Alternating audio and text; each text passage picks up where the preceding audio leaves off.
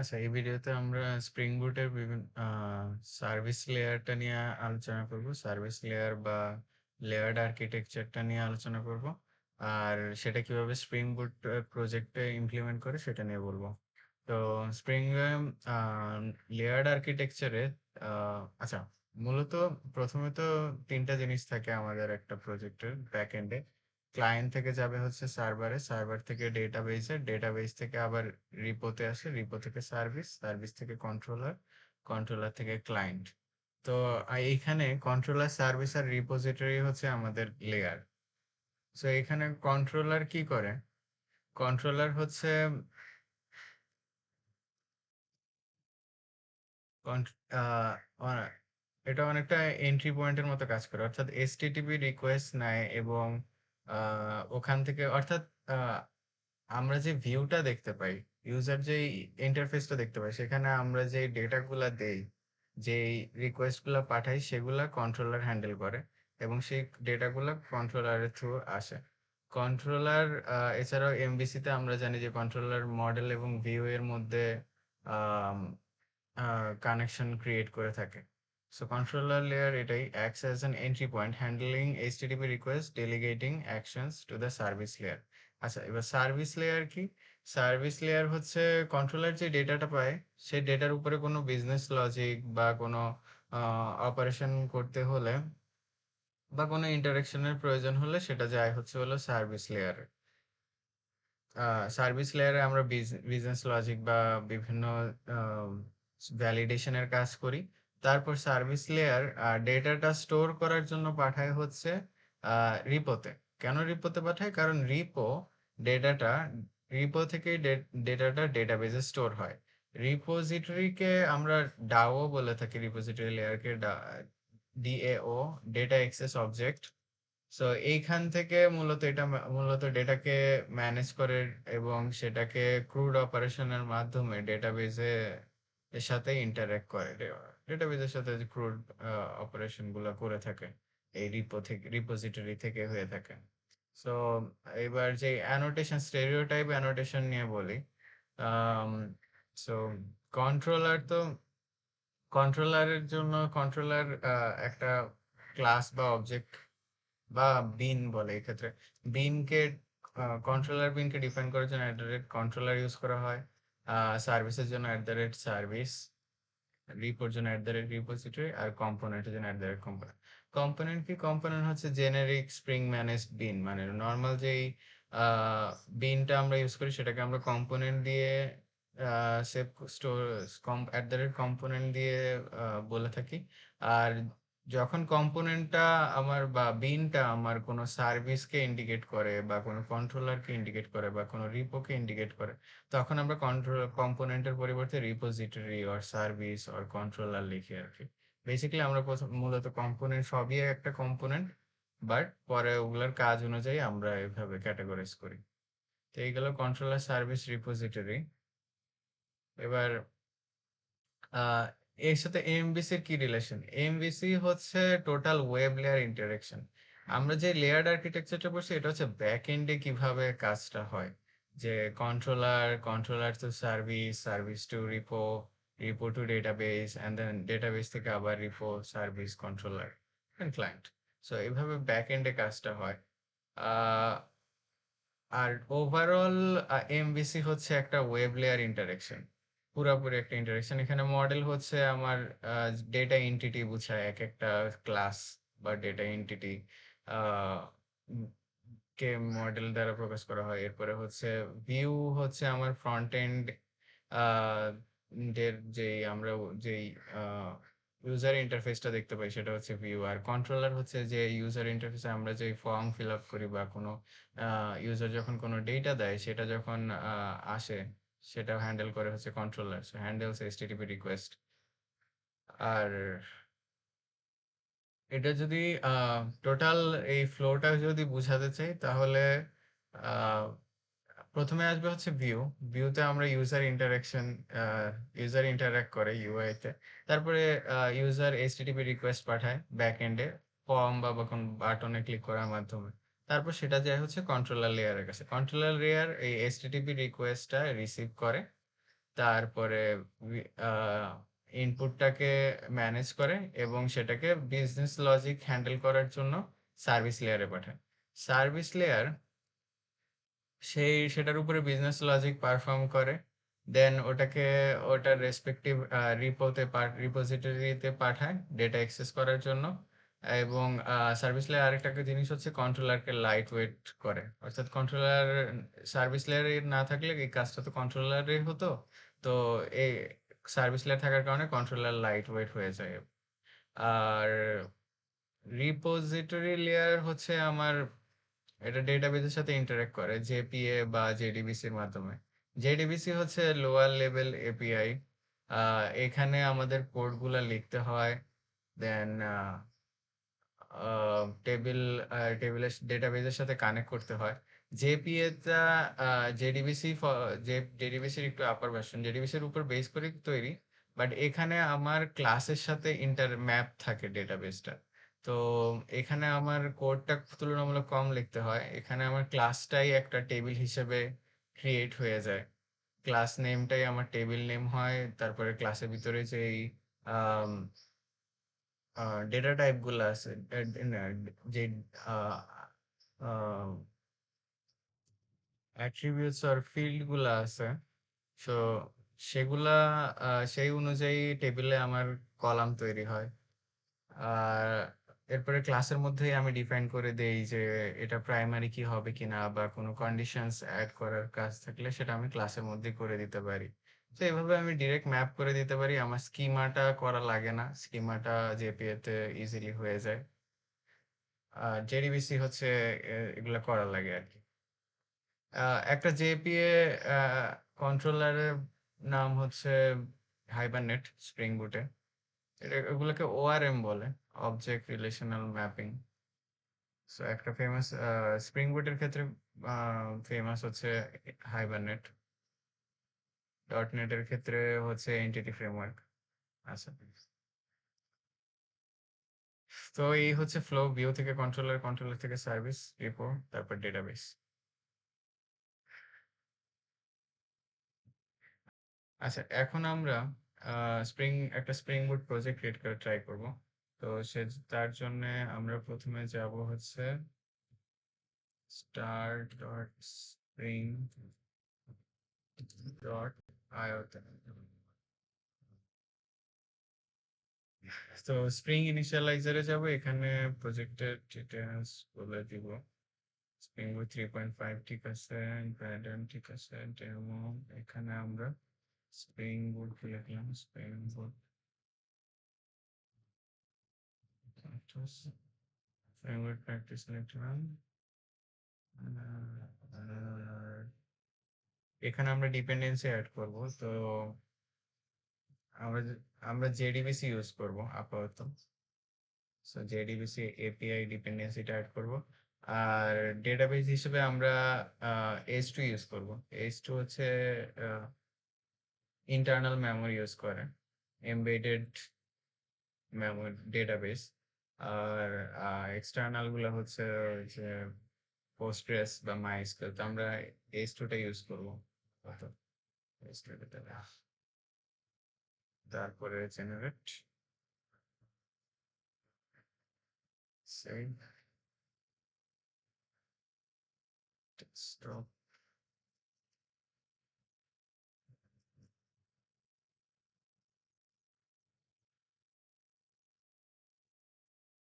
এটাকে এখানে যাবো, যাওয়ার পর এটাকে আনজিপ করবো। আনজিপ হয়েছে। আচ্ছা, এবার এখানে যে open desktop spring boot practice this window. আচ্ছা, তো এখানে আমার প্রজেক্ট আসলো। প্রজেক্টটা আমি কেমন আছে আমি যদি compare যাই, এখানে আমার স্প্রিং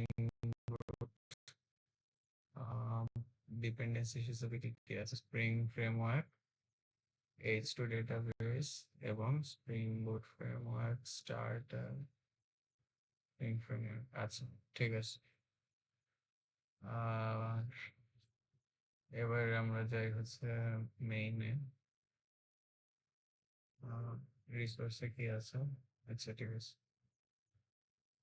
ওকে, তো হ্যাঁ, এখন আমরা যেটা করব, আমরা একটা ক্লাস ক্রিয়েট করব স্টুডেন্ট নামে। এবং সেই আমরা নর্মালি ডেটা কিভাবে যাচ্ছে, কিভাবে স্টোর হচ্ছে, সেটা লেয়ার কিভাবে কাজ করতেছে সেটা বোঝার ট্রাই করব। তো প্রথমে একটা ক্লাস ক্রিয়েট করি, স্টুডেন্ট ক্লাস।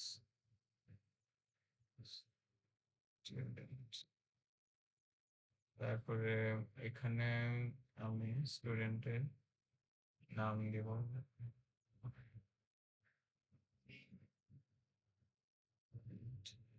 আইটি,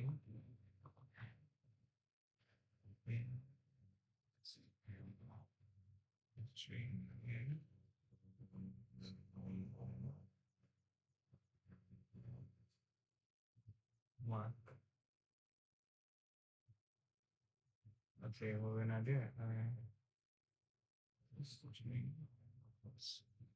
এবং এটা গেট সেটার অ্যাড করে ফেলি। So generate get a সেটার আচ্ছা, গেট সেটার অ্যাড হলো। আর এইটাকে আমি বেইন হিসেবে দেখানোর জন্য আমার এখানে কম্পোনেন্ট লিখতে হবে। সো কম্পোনেন্টটা বসাতে হবে। এটা একটা কম্পোনেন্ট হয়ে গেল। এবং এটাকে কম্পোনেন্ট নিলাম। আচ্ছা, এবার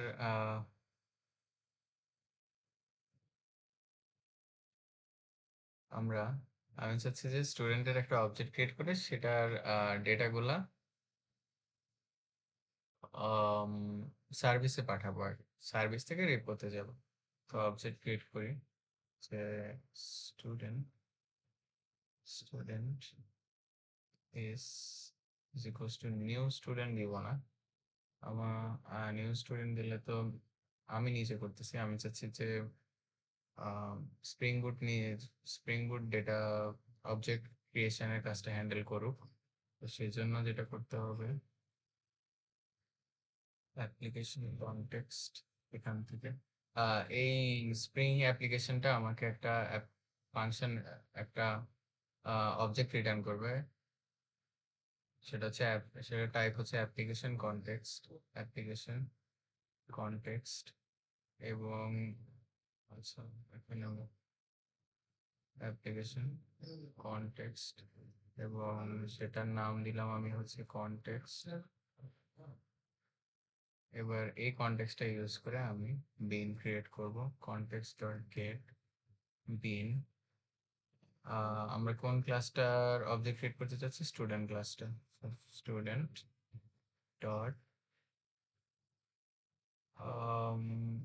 এখানে একটা ভুল হচ্ছে, ক্লাস হবে।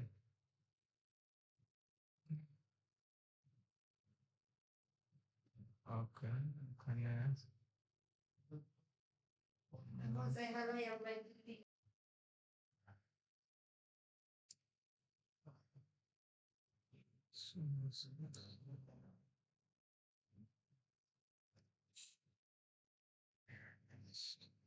আচ্ছা, কনটেক্সট আমাকে একটা অবজেক্ট রিটার্ন করে, so সেটাকে আবার স্টুডেন্টে আমার কাস্ট করে নিতে হবে। আর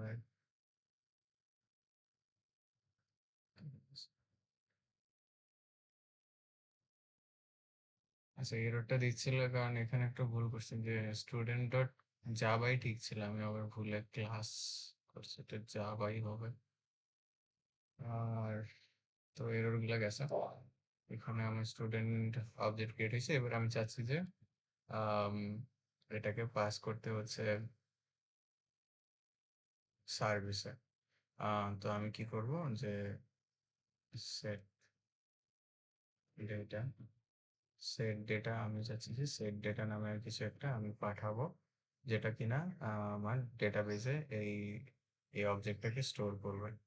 তো সেজন্য আমাকে আগে একটা সার্ভিস লেয়ার ক্রিয়েট করতে হবে। আচ্ছা, তার আগে আমি এই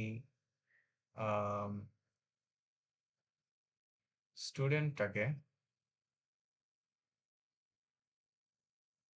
এই ক্লাসটাকে ডিলিট করে দিই। ডিলিট অপশন, হ্যাঁ এই যে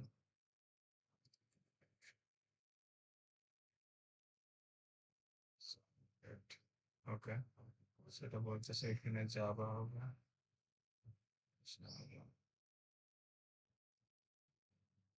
এইবার ডিলিট করি। ওকে, ডিলিট হয়েছে।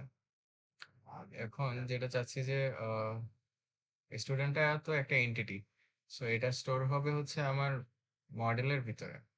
সো আমি এখানে সেটা, আমি চাইলে একটা মডেল ফোল্ডার ক্রিয়েট করতে পারি, আর একটা হচ্ছে এইভাবে মডেল দিতে পারি, এবং সেটা যদি দেই,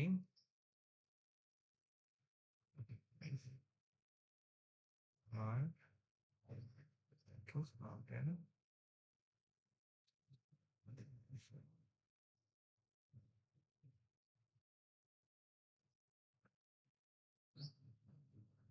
ওকে, সো আমার এখানে একটা মডেল ক্রিয়েট হলো এবং মডেলের ভিতরে স্টুডেন্টটা গেল। আচ্ছা, ঠিক আছে। এবং এখানে এরর দিচ্ছে ক্লাস।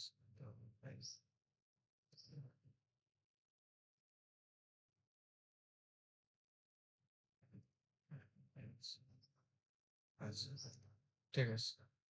তো এখানে এরর দিচ্ছে কারণ হচ্ছে সেট ডেটাটার জন্য। এটার জন্য আমাকে এখন একটা কি বলবো, আমাকে এখন একটা সার্ভিস ক্লাস ক্রিয়েট করতে হবে। স্টুডেন্ট সার্ভিস নাম দিলাম, স্টুডেন্ট সার্ভিস ক্লাস। এবং এই সার্ভিস ক্লাসটা আমার এই সেট ডেটাটা এক্সিকিউট করবে। সো এটা যেহেতু একটা সার্ভিস ক্লাস, সো এখানে আমি @সার্ভিস ইউজ করব, এবং এখানে আমি ফাংশনটা নিব। প্রথমে আমি এটা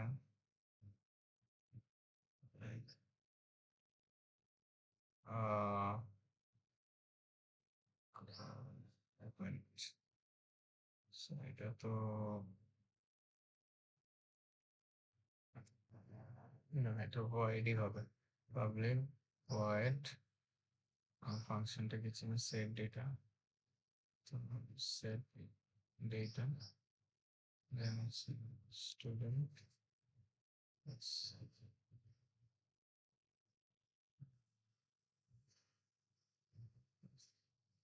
এন্ড এখানে আমি তাহলে একটা অবজেক্ট ক্রিয়েট করব সার্ভিসে, সেটা হচ্ছে স্টুডেন্ট সার্ভিস, দেখলাম সার্ভিস, তারপরে হচ্ছে গেট বিন আমার student service, student service dot Java. এখানে কনটেক্সট হবে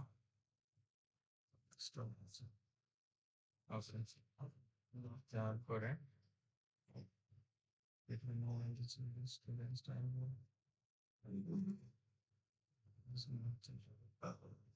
এবং এখানে টাইপ কাস্ট করতে হবে সম্ভবত। টাইপ কাস্ট করে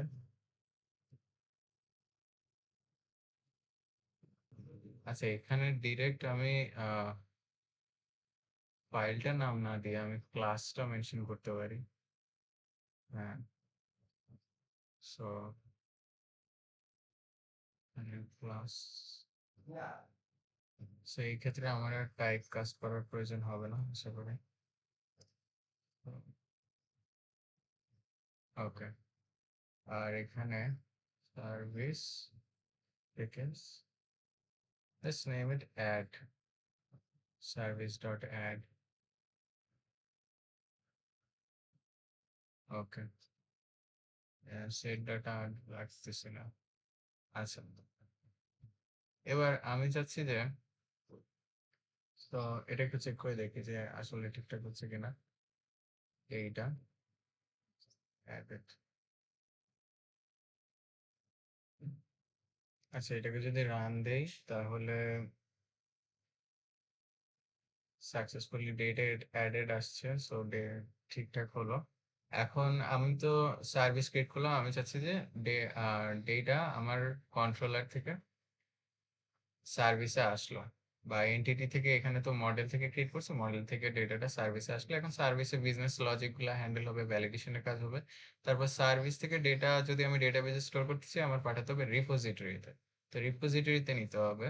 তার আগে আমি এই ক্লাসটাকে, এই জাভা ফাইলটাকে আমি সার্ভিস ফোল্ডারের আন্ডারে নিয়ে যাই। সো এভাবে আমি নিয়ে যাব।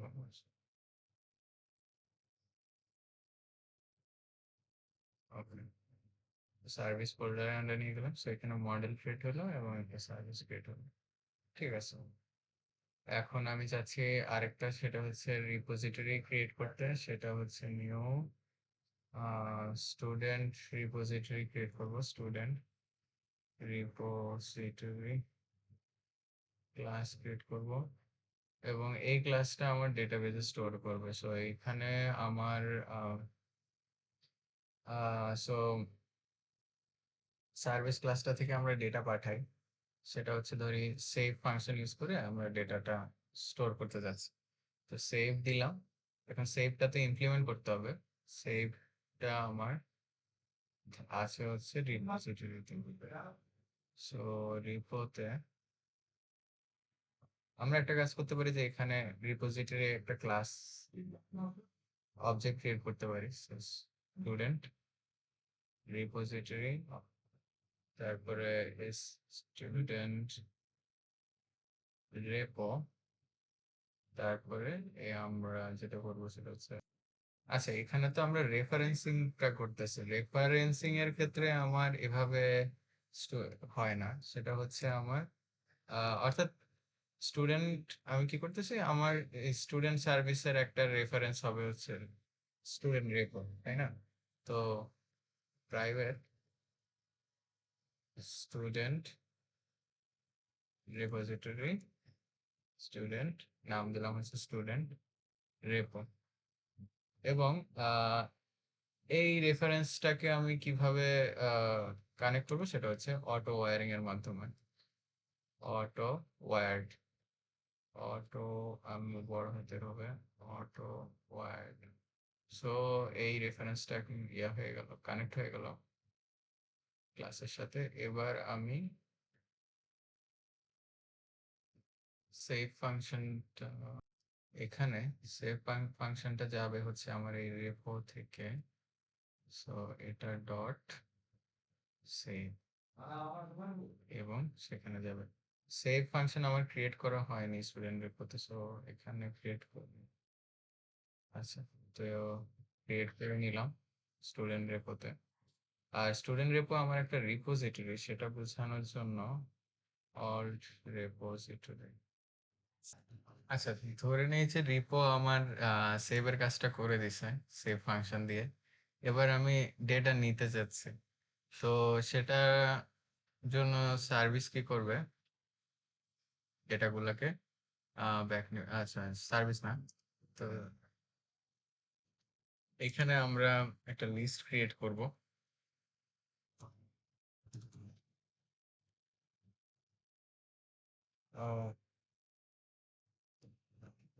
ওকে, বলে ডিলিট করে দিছিলাম। আচ্ছা, এখানে একটা লিস্ট ক্রিয়েট করি। লিস্ট স্টুডেন্টস, স্টুডেন্টের লিস্ট। তারপরে এখানে হচ্ছে আমি চাচ্ছি লিস্টটা সার্ভিস লেয়ার থেকে ইনফরমেশন গুলো নিয়ে আসুক সবগুলো স্টুডেন্টের। এবং সার্ভিস কি করবে, সার্ভিস লেয়ার হচ্ছে রিপোর্ট কে বলবে যে ডেটাবেস থেকে সবগুলো স্টুডেন্টের ইনফরমেশন দিতে। ঠিক আছে, তো সার্ভিস লেয়ারের অবজেক্ট কি? সার্ভিস ডট আমি একটা ফাংশন নিলাম, বানালাম হচ্ছে গেট স্টুডেন্টস, এরকম কিছু একটা। তো এই ফাংশনটা আমার আবার ইমপ্লিমেন্ট করতে হবে, সেটা